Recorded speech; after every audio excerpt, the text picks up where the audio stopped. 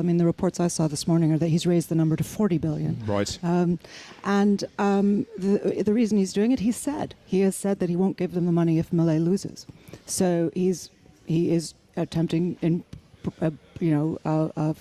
full sight to interfere in the Argentinian electoral process, and that is clear to observers both globally, and in Argentina. There's already talk about backlash. Sarah Churchwell, Professor of Public Humanities at the University of London, who's also with us here at Cheltenham. Hello, Sarah. Hello, good morning. Look, great to have you here, Sarah. Look, I want to turn to America for a moment, because Donald Trump, he came to office promising to put America first again, but he's getting much more interventionist overseas. He's a much more interventionist president than he sort of necessarily promised to do so. He's been brokering a peace deal in the Middle East. He's been making his presence felt in South America as well. He's confirmed he authorized the CIA to conduct covert operations inside Venezuela on the drug cartels and so on. But recently, he's also offered a $20 billion bailout to Argentina. Here he is speaking to President Milei during a visit to the US this week. No, I want to see it succeed. I think it's going to be great, and we will benefit also.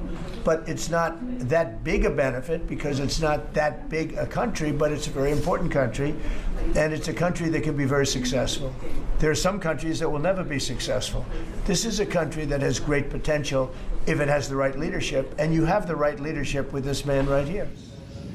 Sarah, what's going on here? Why is there suddenly this interventionist president who wants to meddle everywhere? Well, first of all, I mean, the reports I saw this morning are that he's raised the number to 40 billion. Right. The reason he's doing it, he has said that he won't give them the money if Milei loses. So he is attempting in full sight to interfere in the Argentinian electoral process, and that is clear to observers both globally, and in Argentina. There's already talk about backlash. It might have a nationalist backlash. Argentinians may not appreciate his efforts to do that. The peso, it has not rallied the peso. The peso is falling.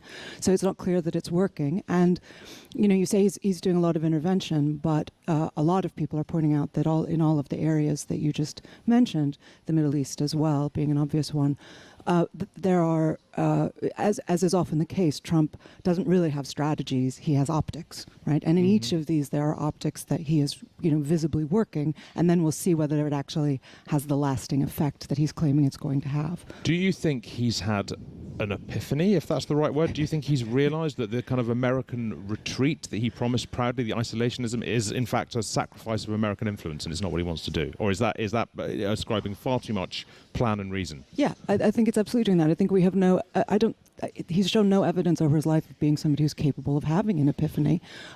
What he understands is power, and he's exercising it. He likes to exercise power where he can see ways in which he can do it, and he likes to create influence in ways that he thinks will, glorify him.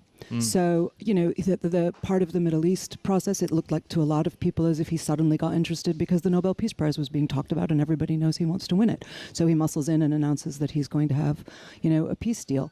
Whether that's going to be a lasting peace deal, obviously, we all hope it will be, but whether it is, remains to be seen. So I think he just flexes his muscles, and we know what he's about. He's about money and power, and he's about, having his name as big as it can be on everything that he can find, that he can slap it on. He's not a complicated person.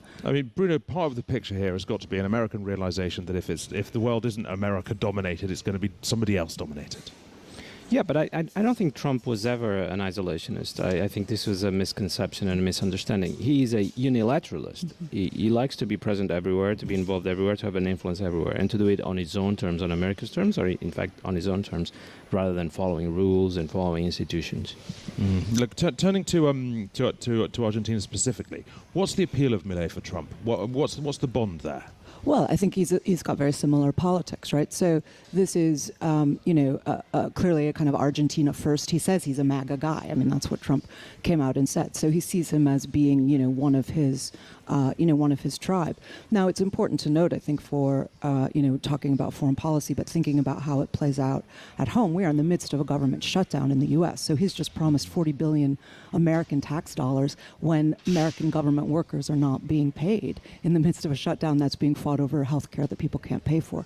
So is a $40 billion bailout in the name of America first when it's clearly Argentina first? Well, that's a gift-wrapped Democratic attack line if they can find the ability to use it. And the Venezuela story I mentioned, authorizing the CIA to act covertly in Venezuela. Why is he so consumed with Venezuela? Well, again, I think that he is clearly trying to influence, trying to bolster up the people that he sees as his natural allies. He is trying to get more right-wing influence into every political place that he can find it. And and again, that part isn't different from Trump 1. It's just that he understands how it works more clearly now. And he, I think, understands that he's been unleashed in certain kinds of ways. So he feels that he can now, really throw his weight around. And so wherever he thinks he can do it, he's going to do it. And what I would say is that, and I absolutely agree with Bruno's point, he's a unilateralist. He was never an isolationist because he doesn't have an ideology. He doesn't have anything that consistent. So where he sees the possibility of him throwing his weight around, look for him to pop up there too. Sarah, look, thanks very much. I understand you need to rush off and catch a train. Do wave at Ed Davey if you pass him through the window going in the opposite direction. Thanks very much indeed for being with us, Sarah Churchwell. Bruno Massage is still with me. Bruno, look, I think we understand what American interest in the world looks like rather well. Chinese interest in the world. Does China have an interest in meddling in elections in the same kind of way that America wants to? Does China have an interest in sort of boosting governments and not boosting other governments, or is it or not? Does it happen on a very different kind of level? No, of course it does. This is something they don't like to say. When my book was published in China, this is one thing they wanted to change. My idea that China has a plan to rule the world. But I think it's obvious it does because it's consistent with their actions, it's consistent with their plans, it's consistent with their strategies. And in the end, I think they realize that it's either them ruling the world or it's America. And they concluded, I think the important thing is at some point they concluded they don't have a place in an American-ruled world. Yeah. I mean, look, I guess finally, we can agree that the age of sort of European supremacy, if that's the right way of putting it, is definitely over. But what does a European pushback look like? What should Europe be doing to at least be relevant, to control its own destiny, to not necessarily be battered around between these two giant superpowers? Is there any strategy that can be embarked upon? There's still a lot to do, and these things change. 10 years ago it looked like Europe was going to be one of the players. It could change again. I think we need to have our own defense capabilities because that's what makes us vulnerable vis-a-vis the US, but also potentially vis-a-vis China. And today, because of technological developments, defense and the economy are really very much interconnected. You cannot have a vibrant economy if you don't have your own indigenous defense industry. So that's where we should put our money. I think it's a big mistake to keep with this policy choice of buying weapons from the US. We have to make our own.